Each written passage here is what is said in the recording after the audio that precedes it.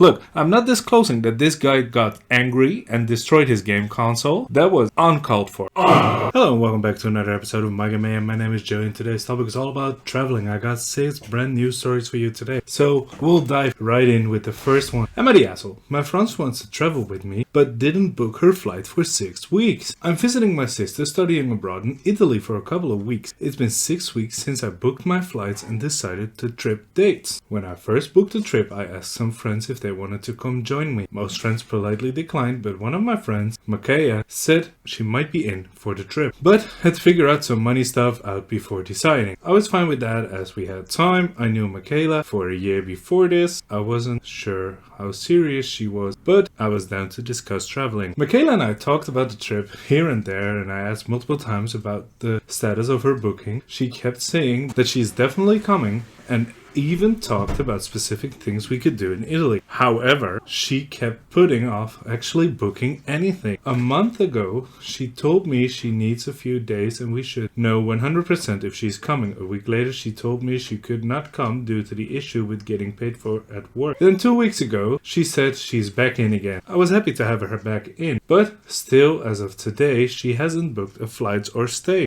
The trip is now a little more than 2 weeks away and she has no flights and we still haven't booked our Airbnb stay for 5 of the nights. I messaged her yesterday morning asking her status about being ready to book things. I said I was feeling nervous, that I was so last minute and this is not how I usually do things when I'm traveling. She responded that she is serious about coming and just need until Friday to decide if she's coming, and if so, we could book everything by Monday. By the way, the Monday she's referring to is the Monday the week before the trip. I hesitated, but I said, okay, you have till Friday. Later last night, I thought about it all and made a decision. I told Michaela that I might just be better if I go along. I said that I'm going here to see my sister and she could accommodate me and that it would be better for my wallet than booking Airbnbs with her. Times are rough. I expected that she would be fine with me saying this since she hadn't booked anything yet and hadn't even decided whether or not she wanted to go.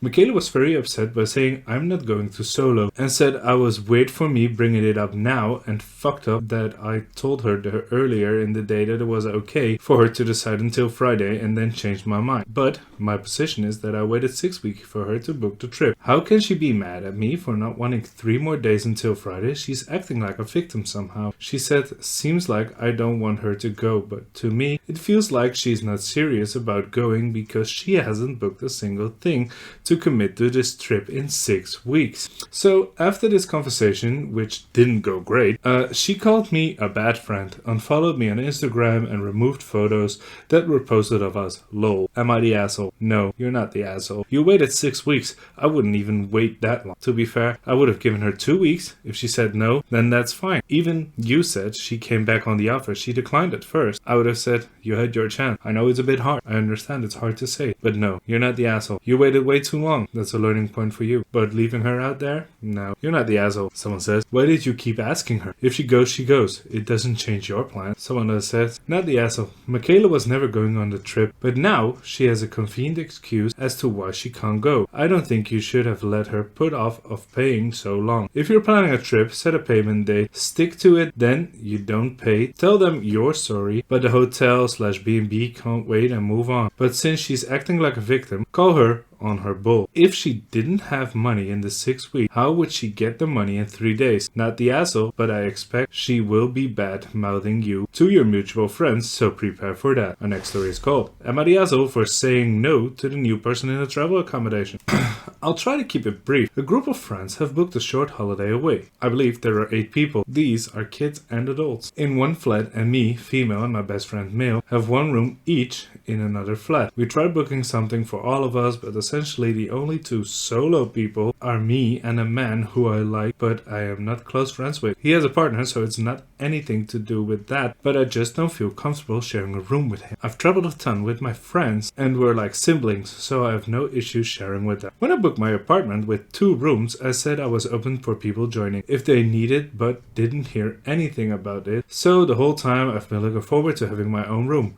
Fast forward to a week before we go away and someone in the group announces that a random friend who none of us has met coming as well. and isn't sure where they can stay. I think there is an assumption is that me and my best friend will share a room and she can have the other room to herself. The problem is, it's been months since we booked. Lots has happened and both me and my best friend are going through stuff and so would rather have our own space. We travel together a lot and we are always in the same room. This is the first time we have ever been separated, and to be honest, I kinda am exciting. And I feel like, principle, it's insane to just suddenly decide to be part of it months down the road and it's very little notice to anyone else. Am I being an asshole if I say no for her staying in their apartment even though there's technically room? I am trying to get better and setting boundaries, but I feel like everyone else will think that I'm being unreasonable. Again, same principle here. You're setting your boundaries and you're definitely right to do that, and it's very strange that this person is coming along so far. It is possible they could come and that's fine, but they cannot stay in your room because it's your room, you paid for it, and there's no assumption, or at least not assumption necessary, that you will be sharing. Someone says,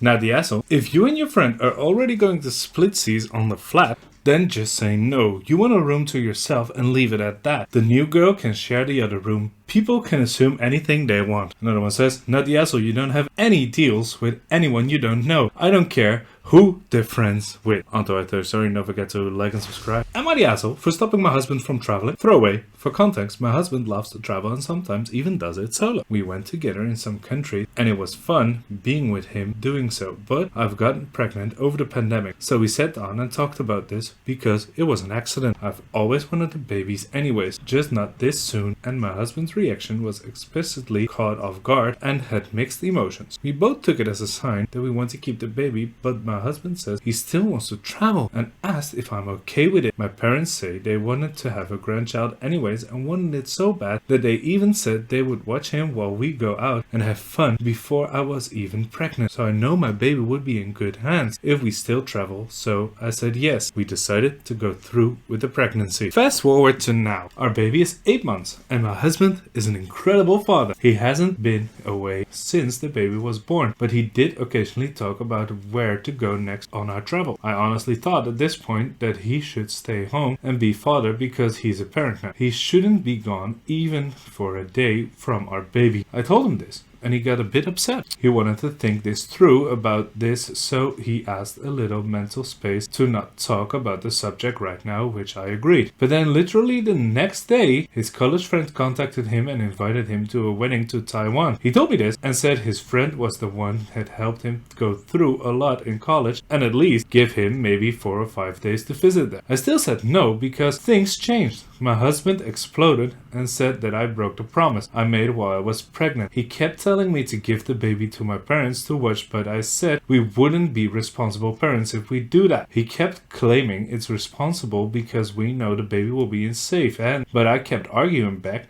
that this doesn't work that way and I can really take him to court if he wants to abandon the baby. He broke his game system out of anger and gotten silent afterwards. He can only communicate about the baby related things but wouldn't talk to me about anything else. Am I the asshole? Are you the asshole? Yes, you had a promise. You had a promise you made to him that if he wanted to go travel once the baby was there, he was allowed to. That's what you promised. I don't care if it was pregnancy brain or not. This was in the beginning of your pregnancy state, so you should remember this. And according to the way you react, you know you remember this. Look, I'm not disclosing that this guy got angry and destroyed his game console. That was uncalled for. But still, you broke your promise. And he was right to tell you that the baby could go to your parents. And then you threatening him to go to court with? What was that even about? Strange. Let's see if these top comments are as outraged as I am. You're the asshole. You threatened to take your husband to court over check notes wanting to leave the baby with a babysitter to go to a wedding. That's not child abandonment. Also, why can't you stay with the baby and or his parents for 3 days while he goes and visits the parents and the wedding? Someone says, you're the asshole. Going on vacation isn't abandoning your baby. You broke your agreement, even if there was an agreement. Telling your husband he's not allowed to be away from the baby for even a day is just close to the range. Am I the asshole for rescinded a travel offer to my stepdaughter and her family and inviting my son and his family instead? My parents were missionaries in Africa when I, 64 male, was growing up. They have a long since passed, but I still keep in touch with my friends that I still live there and have made a few trips there to visit. One of these family friends has operated a safari safari company. I usually stay with them for a week or so. It's been almost 8 years since my last visit, and I want to go back. My ex-wife and I divorced about 15 years ago. Our son is now 35 and his wife and twin girls 13. I remarried 6 years ago, and my current wife has a daughter, Pam, 38F, from a previous relationship as well, who also has her own family.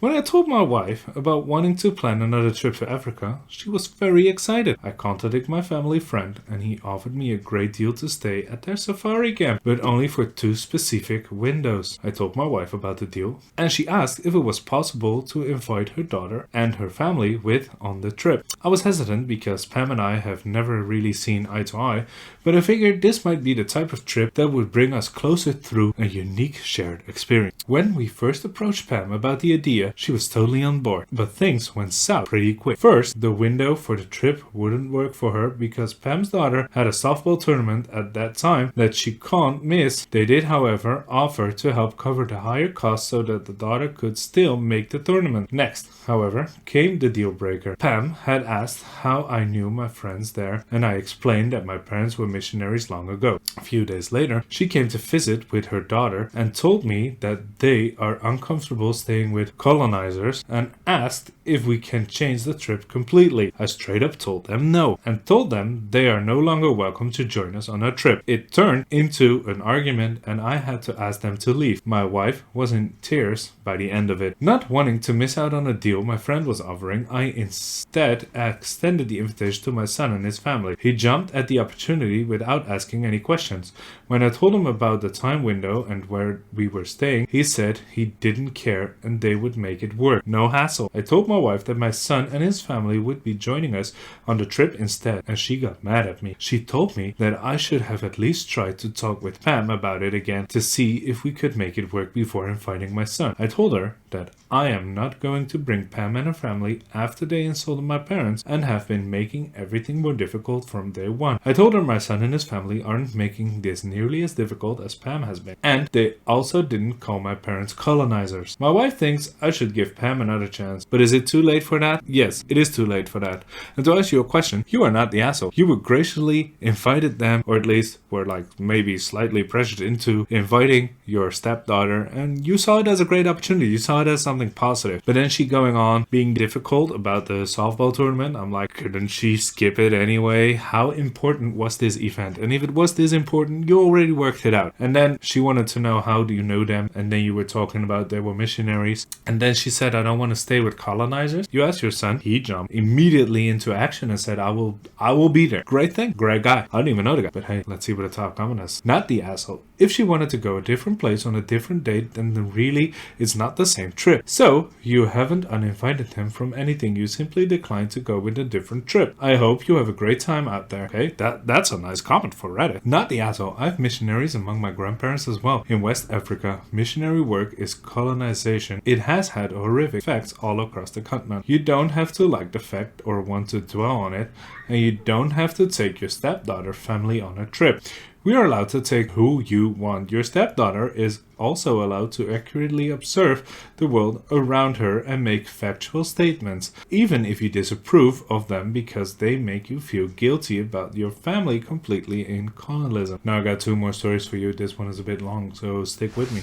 My 42F husband, 42 male, has informed me to intends to go on the gaycation with his brother-in-law 35M in Ibiza. How do I handle this? Now this is a long story and it has been posted in 2004, and I'll try and go through this as quickly as possible. Hi there. I really wish I didn't have to make this post, but here it goes. So me and my husband have been happily married for about 16 years, give or take. We both have stable careers, good family life, and fairly fortunate despite the cost of living racing in the UK right now. We have 2 boys, and up until Saturday thought we had it pretty good. We argue sometimes, of course, but never gotten too bad, and we had pretty decent sex life with some exploration, but I won't get into that. Long and short, on Sunday, just after I dropped our boys off by their friends, my husband asked me if he had his house alone, and more importantly, do I have a minute? I said yes, and he sat me down, then got out of this printed poster for some sort of orgy and started explaining to me the concept of a gaycation. How it's where straight men go to somewhere with sun, sand, and booze and become gay for the duration of the trip, but that's fine because it doesn't actually count, because what happens on the gaycation stays on the gaycation. I was just completely silent and mortified, even more so when he said he was looking into booking a trip to Ibiza next year with his brothers-in-law to experience it for himself. When he finally let me speak, I just said I need him to be clear with me. Is he gay? Because if yes, that's okay, but we need to figure out what happens going forward. I didn't let myself get angry or upset. I was just stunned. He swore up and down how he's not gay and he's 100% attracted to women and of course still loves me and our boys. So I said, well, do you think you are bi maybe? And he got very defensive, saying how I need to drop the accusations and that this has a beauty of the gaycation.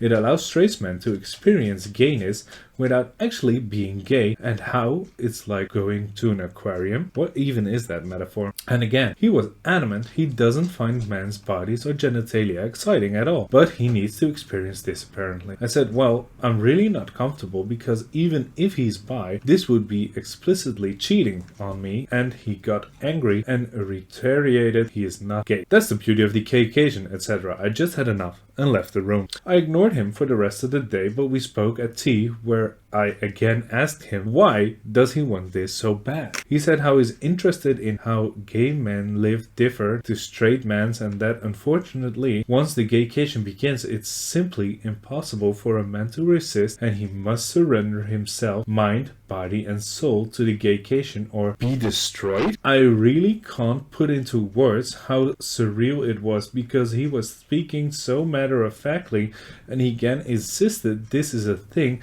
that straight men do all the time and how he's actually doing it a bit late. And I just said to him if he has any love for me that he can't go ahead with this, and if he does the marriage will be dead. We didn't speak anymore after that. Since then he's mentioned no more of it, but somehow, and this is what scares me a lot too, the decision generally seems to be tearing him up. He didn't go into work on Monday because he told them he just felt too ill and he just looks distraught every time I see him. I really don't think he's wholly gay though. I can absolutely believe that he's bi, but I'd rather we talk about that in a healthy way rather than this incredibly weird denialism around going on a sex holiday to Ibiza. Has anyone known straight guys to do this and come back and just go back to straight? Like, surely that can't be the thing that happened. I'm so out of my depth here and I just don't know how to even initiate the conversation. For the record, I also haven't mentioned it to my sister yet. I don't know how I would even break it to her. Thanks for any help. I just don't even want to think, so being able to get this out here has helped even a little bit.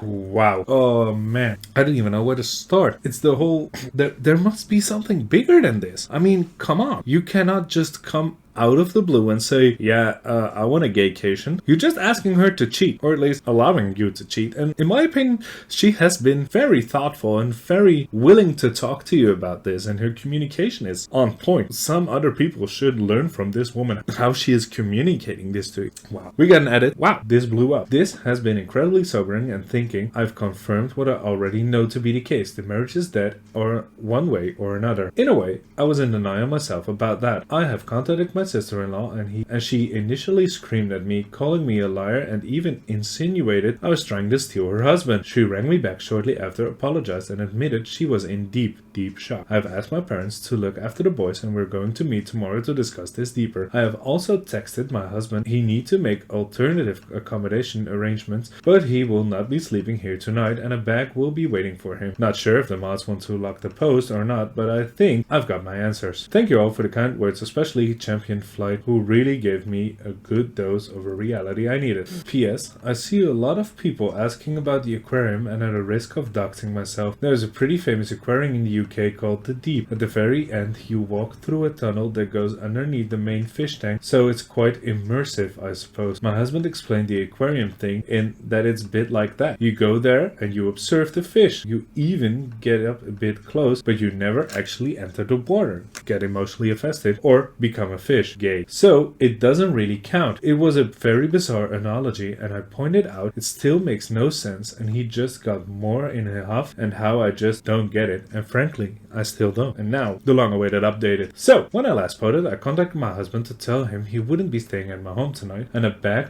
would be waiting for him. As you can imagine, we argued quite a bit. I won't go into specific details, but no, I'm 100% on board with the fact that at a minimum he is bi, might even be gay altogether. We have had arguments in the past, but I've generally never seen him have such a childish tantrum before, screaming about how I just don't understand the gaycation.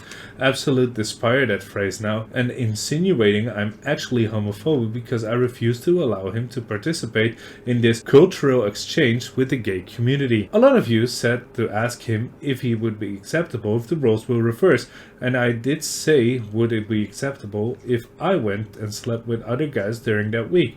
Like fucking clockwork, he was very angry and offended, saying it's completely different because the gaycation means nothing, and what happens on the gaycation stays on the gaycation, etc. She doesn't actually count. Whereas I would just be straight up cheating. Well, I turned it around on him. No, but you see, what happens in Manchester stays in Manchester. It doesn't mean anything. It doesn't count. It's like bird watching. And I think I got through to him. He went all quiet and then started crying, admitting that the thought of me sleeping with other men is destroying his heart, but relationship needs sacrifices, so agreed. Well, in tears, that when he goes on the gaycation, I'll get 1 week in Manchester to do whatever I want. He doesn't want me to, but that's fair in a twisted way, he supposed. I told him to get out of my house. Thankfully, he left without a fight. I know it's incredibly petty, but also drained the joint bank account, so he couldn't try to use it against me. About an hour later, I got a rung from his mom, who just screamed and screamed at me about being a cheating whore, how it was horrible, what about the kids, etc. When I finally got my composure back, I just said, ask your son about the gaycation. Obviously, at first, she got angry, but I said no, just ask him about the gaycation. He'll explain, but she called me a fucking joke and hung up. Later on, getting into the evening, got another phone call from her in floods of tears. She was very apologetic, and I told her she doesn't need to be one to apologize. She was just upset. She put father-in-law on the phone, who, while he sounded calm, I could just sort of tell he was on a warpath. Again, very apologetic, and said he was overwhelmed and overheard the phrase, ask my husband, and husband initially said it's nothing before explaining how it's a modern thing men do, etc. And gave them the same spiel about how what happens on the gaycation, men cannot resist the gaycation, how a man must surrender to the gaycation. Father-in-law just said they told him to leave or they'll call the police. Don't care where he goes, but he wasn't staying in their house. Tried to call me while I was on the phone, but I ignored it, and father-in-law just said he was sorry for me and they have my corner, so that's one thing. I told them to be there for their daughter because it sounded like brother-in-law was involved, and father-in-law just said he had to go because he was so angry. Got a text from my husband after the phone call, which was wildly rambling, saying about how I would abuse the gaycation to destroy his marriage and destroy his life, and again insinuated I was homophobic for doing such a thing. Told him we'll talk when he grows up and blocked his number. I took a day off my work myself to have a lock change in the morning, and that's a 500 pounds gone, but whatever, at least I know he won't be coming back. I'm going to look into how to proceed with the divorce and we'll move from there. Oh, of course, there's also the brother-in-law. So, I haven't yet met my sister-in-law. She was in such a state and has taken this far worse than I have for a response that I'll clear soon. We're going to maybe try tomorrow, but we did talk over the phone and I've eavesdropped on a conversation with her husband where she put her phone on speaker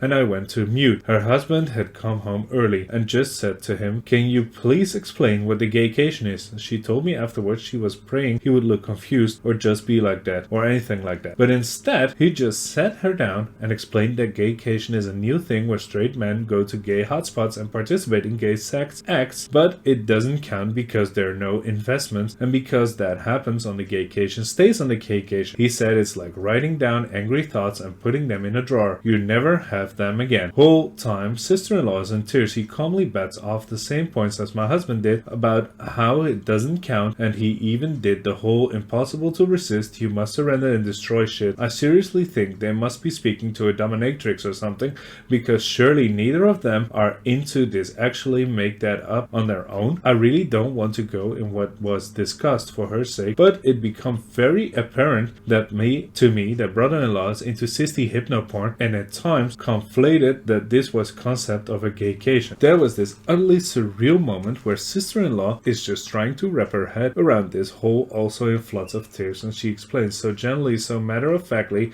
that for most men the gaycation is either one time or an annual thing by man. Go on the gaycation for years or another, simply never return, because they use hypnosis and mind control to be totally feminized into a state of permanent pseudo-gayness. She said in disbelief, surely if you're taking it ours willingly because you want to, that makes you gay. And he said no, because that's the beauty of the gaycation. You can do all the gay stuff, but don't interact with the gay life experience. She asked him if he was sissy stuff is what wanted, and he said no, on a long-term basis, and was adamant this is something all straight men do, but she wouldn't get it because she's a woman. Damn. We're not done yet. We're almost there though, but then there was more insinuation of homophobia. Well, that marriage is dead too, I suppose. The whole ordeal ended when she said to him he has a choice to make, and he said no, he doesn't need to make a choice, because the beauty of the gaycation is that he allows to keep him in the marriage because it doesn't count. So she said that's not the choice. The choice is whether he's leaving the house that night or she is. Only good thing he did was leave. Me and sister-in-law spoke about this. After that, I'm just still utterly stunned. I understand she has gone to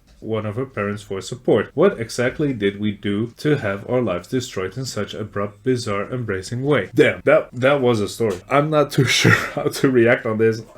I guess I cannot hear the phrase gaycation for a while, so I'll be editing this way later. And I totally forgot we still have another story left. This should be a fine one. This is a short one to wrap it up. Am I the asshole for being upset by my husband's solo vacation travel? I, 40F, have wonderful, loving husband 40 mil. He's in full father, he pitches in with the housework, and he makes enough money for us to be comfortable while stay at home with our 2 young children. He's the love of my life. He's wonderful when he's here. He has a dear friend living in a different city 5 hours away who usually visits 2 or 3 days twice a month. A few times a year they tend to take a longer 4 to 6 day trips. It adds up to a lot of time away, but it's in a manageable increment, and it's service to an important friendship that I wouldn't want him to miss out on. Last fall they took 2 weeks trip abroad. I knew about it well in advance and was fine with it. I figured it was a one every few years sort of thing. A month or so after the trip, he tells me they're planning another overseas trip for this spring. This time it's a place I've always wanted to go. We had previously started to plan the trip here ourselves, but decided it would have to wait until the kids were older. I told him I wasn't happy, but somehow gradually gave my blessing to what was supposed to be a 7 to 10 day trip. Same goes for another 5 to 7 day trip abroad they decided to plan for this summer. Again, to a place we had previously talked about going together with the kids when they were older. And then I found out first the spring trip and the summer trip had ballooned into 3 weeks each. I got upset. I cried a lot, and I told him I felt betrayed and abandoned, like he was always leaving me here to raise the kids, while he just goes and doing what he wants and living his life without me. He found my response really hurtful, that I would act like he is abandoning me and the kids, and said that he deserves to have meaningful friendship and he sees the beautiful things. Am I being unreasonable about this? I feel like I might be, because I haven't done a good job balancing parenthood and my own social life, and worry I might be speaking from a place of envy that fairness. And we do also take other trips together as a family, but 2 months of international traveling in the span of a year seems like a lot. And when you also add on the bi-monthly hanging out, that's about 4 months out of town with his friend. Damn. Now, we're circling back to the last story, I think, because I think that this dear friend of his is not, or at least is as close as you think. Only he might be even closer than you think. It does sound like they're romantically involved, which is fine, but it's strange how much time he spends away from his family, from his wife, from his children. It's a no-go for me. Please, stay in your lane. You can ask him to dial it down, and if he's refusing, maybe consider the relationship. But let's go into the comments. You're not the asshole, but I do think you're not facing a harsh truth. This dear friend is more than that. He has a live-in nanny and a housekeeper who let him take off and travel whenever or whatever they do at their leisure. Use his time away for a month to secure a job, and a nanny then file divorce and custody. I wish you well. Damn. Last comment I'll read is, not the asshole. His amount of travel is way too much. I strongly suspect your husband is having an affair with this friend, or using you, the friend, as a cover for an affair. Damn. That's also a thing, indeed. I didn't even consider that. But hey, speaking of considering, consider subscribing, leave a comment. And who was the biggest asshole in this traveling Reddit AITA? I'll see you guys in the next episode.